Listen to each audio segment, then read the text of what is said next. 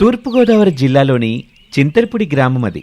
ఆ ఊరికి వెళ్ళగానే పచ్చని చెట్ల నీడలు, అందమైన ఇళ్ళు కనిపిస్తాయి. ఆ ఊళ్ళో ఉండే సదానందం మంచి మనసున్నవాడు, చేతనైన సహాయం చేసే గొప్ప గుణం ఉన్నవాడు.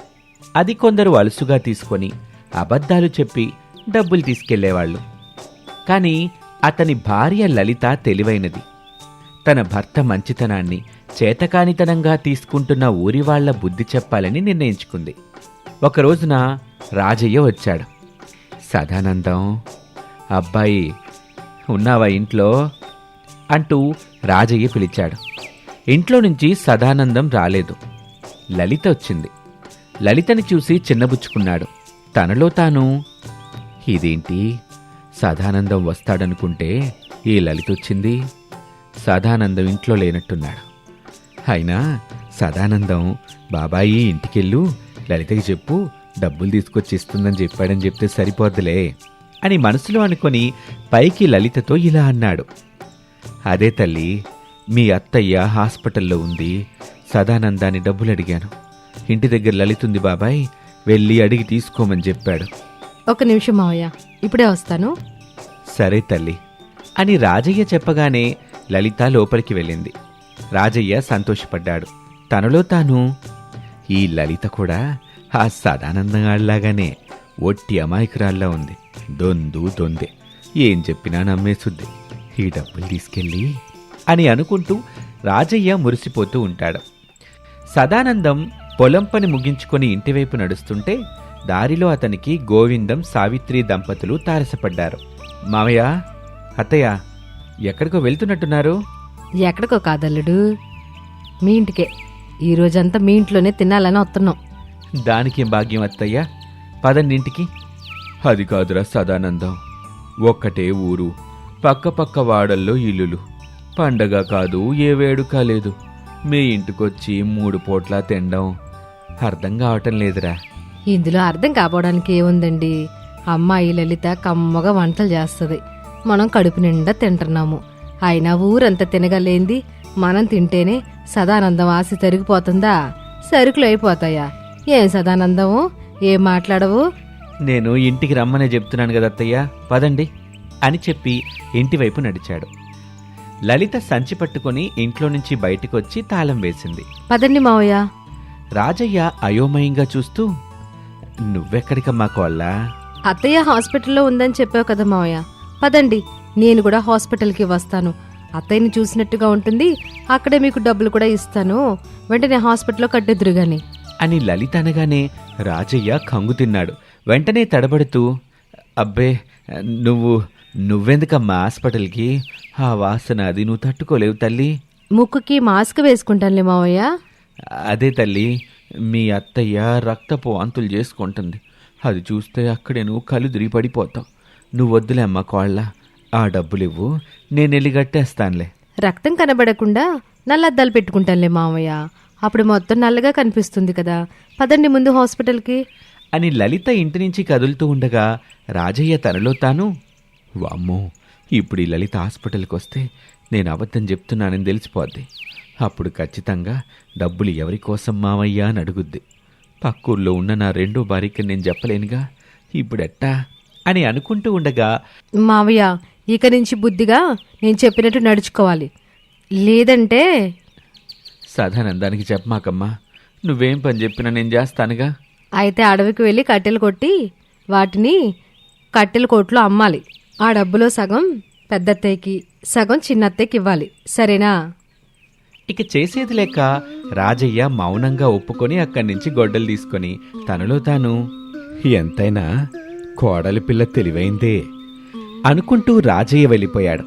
ఇక ఇంటికి సదానందం, గోవిందు, సావిత్రి వచ్చారు. వాళ్ళని చూడగానే లలితకి ఎక్కడా లేని కోపం వచ్చింది. కానీ అదుపులో పెట్టుకుంది. తనలో తాను, అబ్బా, ఏదో ఒక విధంగా ఈయన గారు ఎక్కడికైనా వెళ్తే బాగుండు, బాబాయ్ పిన్నిలా తిక్క కుదిర్చేదాన్ని. కానీ ఇప్పుడు వంట చేయడం తప్పిలా లేదే, ఈసారి నా దెబ్బ నుంచి తప్పించుకుంటున్నారు అని అనుకొని పైకి మాత్రం అభిమానంగా పలకరించింది. బాబాయ్, పిన్ని, ఏంటిలా వచ్చారు? ఈ రోజంతా మన ఇంట్లోనే ఉండి నీ చేతి వంటలు రుచి చూడ్డానికి వచ్చారు లలిత. అవునా, చాలా సంతోషం బాబాయ్. పక్క వీధిలోనే ఇల్లు, 10 ఎకరాల పొలం, వేలల్లో సంపాదన ఉండి కూడా కౌలు పని చేసుకుంటూ జీవించే మా ఇంట్లో ఏవి లేని పేదోళ్ళ తినడానికి వచ్చారా? లలిత మాటల్లోని వెటకారాన్ని అర్థం చేసుకుని ఒకరి మొహం ఒకరు చూసుకున్నారు ఆ దంపతులు. చాలా సంతోషం. రండి, అలా కూర్చోండి, వంట చేస్తాను అని లలిత చెప్పగానే సదానందం మంచం వేశాడు. అప్పుడే తోటి రైతు చుక్కయ్య సైకిల్ మీద వచ్చి, సదానందం, ఇప్పుడే బావి దగ్గర కరెంట్ వచ్చిందంట, నేను వెళ్తున్నాను, నువ్వు వస్తావా అని చుక్కయ్య చెప్పగానే లలిత ఆ మాటలు విని సంతోషపడింది. దేవుడున్నాడు, నా మొర ఆలకించాడు, కరుణించాడు. ఆయన ఇప్పుడు వెళ్తే సాయంత్రం వరకు రాడు. ఇంతలో వీళ్ళ పని చెప్తాను అని అనుకుంటూ లలిత మురిసిపోతుంది. కానీ సదానందం మాత్రం, వస్తున్నాను చుక్కయ్య, ఉండు, ఇద్దరం కలిసే వెళ్దాం. లలిత, నేను పొలం దగ్గరికి వెళ్తున్నాను, అత్తయ్య వాళ్ళకి కావాల్సిన వాటిని చేసి కడుపు నిండుగా అన్నం పెట్టు వాళ్ళకి. అలాగేనండి. సదానందం చుక్కయ్య కలిసి సైకిల్ మీద వెళ్ళిపోయారు. మంచంలో కూర్చున్న సావిత్రి దంపతుల దగ్గరికి లలిత వచ్చింది. బాబాయ్, పిన్ని, ఏం తింటారో చెప్పండి, చేసి పెట్టేస్తాను.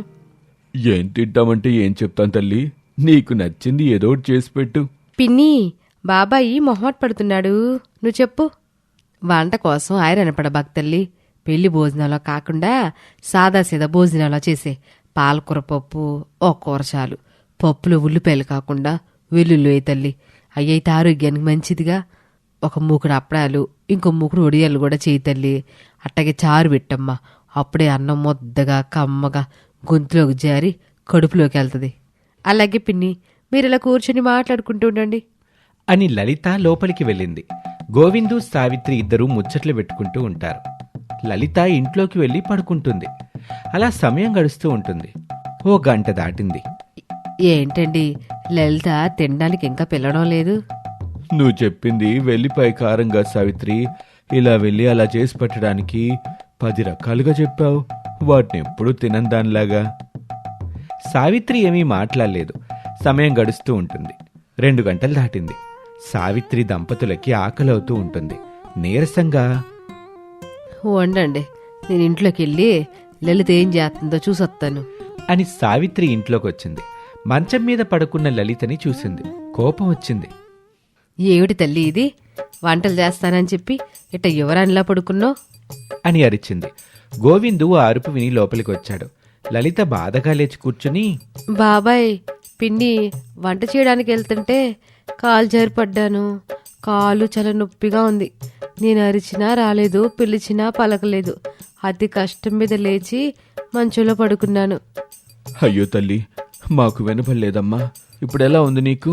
మాత్రేం వేసుకోలేదు, కట్టుకోడేం కట్టుకోలేదు బాబాయ్, చాలా నొప్పిగా ఉంది. అయినా మీకోసం వంట చేసి పెడతాను, వెళ్ళి కూర్చోండి. ఎంత బాధలు ఏం చేస్తావులే లలిత, పడుకో, నేను చేస్తాను. అది కాదు పిన్ని. నువ్వేం మాట్లాడుకు తల్లి, ఏం చేయాలో మీ పిన్నికి చెప్పు, చేసుద్ది అని చెప్పగానే లలిత తన మనసులో, నాకు కావాల్సింది కూడా అదే కదా పిన్ని అని అనుకుని పైకి మాత్రం, పిన్ని, ముందైతే బట్టలు పిండేయండి, ఆ తర్వాత పెరట్లో ఉన్న గిన్నెలు తోమండి, ఇల్లు వాకిలి ఊడ్చేయండి, అప్పుడు స్నానం చేసుకుని వంట దగ్గరికి వెళ్ళండి, కమ్మని వంట చేసుకుని కడుపు నిండా తినండి అని చెప్పింది. అదంతా వినగానే సావిత్రికి భయమేసింది. తనలో తాను, అన్ని పనులు చేసినా చివరికి ఎక్కువ వండుకొని ఇంటికి తీసుకెళ్లొచ్చు అని అనుకుని పెరట్లోకి వచ్చింది. బావి దగ్గర ఒకవైపు బట్టలున్నాయి, మరొక వైపు తోమాల్సిన గిన్నెలు ఉన్నాయి. మన ఇంటి దగ్గర ఎప్పుడు ఇన్ని పనులు చేసింది లేదు, ఇక్కడ మాత్రం. మరి కక్కుర్తి భోజనం ఊరికే వస్తుందా, చెయ్యి. ఇక తప్పదని గోవిందు నీళ్లు చెదుతూ ఉంటాడు. సావిత్రి ముందుగా బట్టలు తూతుంది, ఆ తర్వాత గిన్నెలు కడుగుతుంది, ఆ తర్వాత ఇల్లు వాకిలి ఊడ్చేసింది. అదంతా చూస్తూ లలిత సంతోషపడుతుంది. ఇంతలో చీకటి పడింది. సావిత్రి అలసిపోయి వంట చేయలేకపోతుంది. ఇంక వంట చేయడం నా వల్ల కాదండి, మన ఇంటికి వెళ్ళి రాత్రి మిగిలిన అన్నం తిందాం పదండి అని భర్తను తీసుకుని వెళ్ళిపోయింది. లలిత అది చూసి నవ్వుకుంది. కాసేపటికి భర్త సదానందం ఇంటికొచ్చాడు. కమ్మని భోజనం వండి పెట్టింది. ఇక సావిత్రి ఊరి వాళ్ళకి తన పరిస్థితి చెప్పింది. దాంతో చుట్టాలు లలిత ఇంటికి వెళ్లే సాహసం చేయలేకపోయారు. అలా లలిత తన చుట్టాలకు తగిన విధంగా బుద్ధి చెప్పింది. భర్తతో సంతోషంగా ఉంది. వీర అనే దొంగ చిన్న చిన్న చిల్లర దొంగతనాలు చేసుకుంటూ బ్రతికేవాడు. ఒక రోజున వీరాకి బాగా ఆకలేస్తుంది. కానీ అతని దగ్గర తినటానికి తిండి లేదు. ఇంక నా వల్ల కావటం లేదు ఈ ఆకలిని తట్టుకోవటం. ఇంత రాత్రి నేనెక్కడికైనా వెళ్ళి నా ఆకలి తీర్చుకోవాలి. పగలైతే దేవాలయానికి వెళ్ళి ప్రసాదాన్ని దొంగిలించి తినేవాణ్ణి. కానీ ఇప్పుడెలా? సరే, ఏదైతే అదైంది. సత్తన్నింటికెళ్ళి ఆహారం దొంగతనం చేయాలి. లేకపోతే నా కడుపులో తిరిగే ఎలకలకి సమాధానం చెప్పలేను. సత్తన్న ఇంటి వైపు వెళ్తాడు. అలా కొద్దిసేపటికి సత్తన్న ఇంటికి చేరుకొని మెల్లగా అడుగులు అడుగేస్తూ ఎలాంటి శబ్దం లేకుండా వంటగదికి వెళ్ళి అక్కడ వాళ్ళు ఉదయం కోసం పెట్టుకున్న సద్ది మొత్తం తినేసి అక్కడి నుంచి ఏమీ తెలియనట్టు తన ఇంటికి వెళ్ళిపోతాడు. అబ్బా, చాలివాళ్టికి నా ఆకలి తీరింది. ఇక రేపటి గురించి తర్వాత ఆలోచిద్దాంలే అని అనుకుంటూ అలాగే నిద్రపోతాడు. అలా వారం రోజులు గడిచాయి. సత్తన్న రోజూ ఎవరో ఒకరి ఇంటికి వెళ్ళటం, అక్కడ దొంగతనం చేయటం, తినటం వీరాకి బాగా అలవాటైపోయింది. రోజూ ఇంట్లో ఆహారం పోతుందని గమనించిన ఊరి జనాలంతా కలిసి ఒక పథకం వేసుకొని ఓ రోజు రాత్రి నిద్రపోకుండా కాపలాగాశారు. అప్పుడు తెలిసింది వాళ్ళకి అసలు దొంగ ఎవరో అని. అయ్యో, దొరికిపోయానే, ఇప్పుడేం చేయాలి? దొంగ సచ్చినోడా, నువ్వా రోజు నా ఇంట్లో సది తినిపోయేది? నీ వల్ల నా పిల్ల నన్ను రోజు తిట్టేది. నేను ఆకలేసి అర్ధరాత్రి తింటున్నాను అని. ఏంట్రా అందరట్ట గమ్మునున్నారు? చెతక బాదండి వీరగాన్ని. అయ్యో సత్తన్న, మీ ఇంట్లో పోయినట్టు నా ఇంట్లో కూడా భోజనం పోతుంది. దానికోసమే నేను ఇక్కడికి వెతుక్కుంటూ వచ్చాను. ఈలోపే మీరంతా నన్ను దొంగ అని అనుకుంటున్నారు. అరే వీరా, దొంగ నువ్వేనని నాకు ముందే తెలుసు.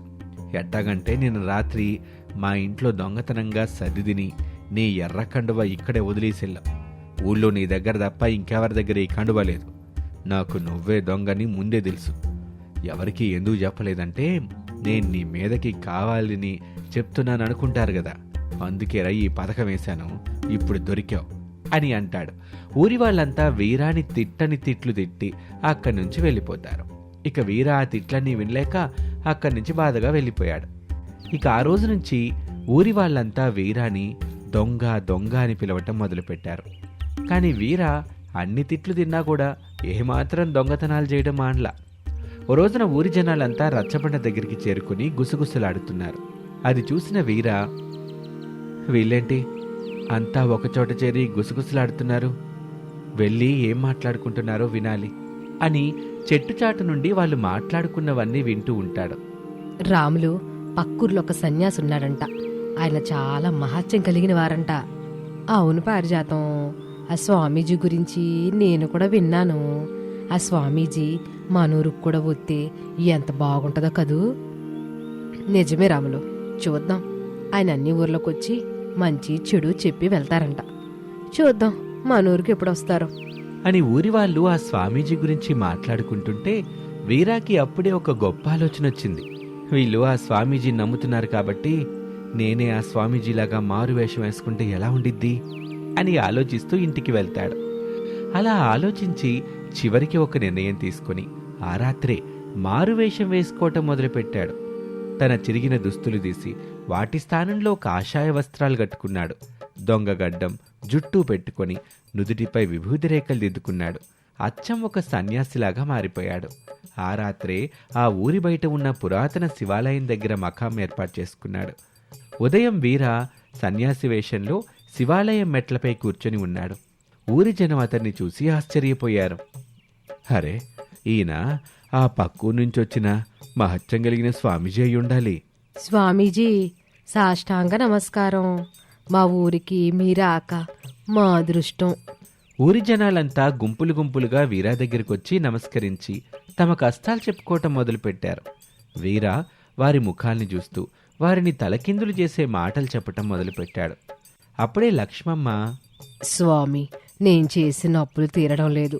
నా కొడుక్కి ఉద్యోగం దొరకట్లేదు. ఏం చేయాలో తెలియడం లేదు. మీరే ఏదో ఒక మార్గం చెప్పండి. అమ్మా, నీ నుదిటిపై దారిద్ర్య రేఖ చాలా బలంగా ఉంది. కానీ భయపడకు, నీ ఇంటికి ధనయోగం పట్టబోతుంది. నిజమా? ఎలా స్వామి? స్వామీజీ అందరినీ పక్కకు పంపించి, నువ్వు ఈరోజు రాత్రి నీ ఇంట్లో ఉన్న పురాతన బంగారాన్ని కాని ఖరీదైన వస్తువుల్ని గాని ఒక పసుపు గుడ్డలో జుట్టి నా ఈ కమండలంలో వేసి గుళ్ళో ఉంచు. నేను రాత్రి మొత్తం దాన్ని మంత్రించి రేపు ఉదయం నీకు ఇస్తాను.